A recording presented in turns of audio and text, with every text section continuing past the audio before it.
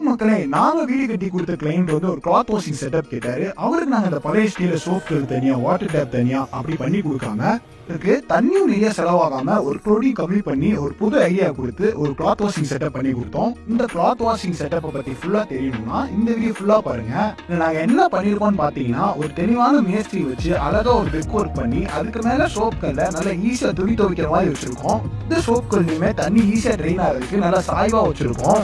Train ஆகி வர தண்ணி எல்லாம் டேரக்டா லூஸ் விட்டுக்கு போற மாதிரி கனெக்ஷன் கொடுத்துருக்கோம்.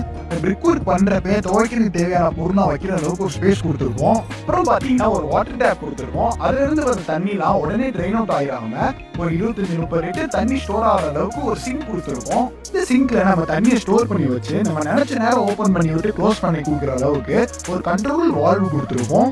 கண்ட்ரோலர் வால்வோட மெயின் ஃபங்க்ஷன் என்னன்னா, இதை க்ளோஸ் பண்ணிட்டீங்கன்னா தண்ணி வெளியே போகாத அளவுக்கு சிங்க்ல ஸ்டோர் பண்ணி வைக்கும். இதை ஓபன் பண்ணிட்டீங்கன்னா தண்ணியை ஃபுல்லா ட்ரெயின் அவுட் பண்ணிடுங்க.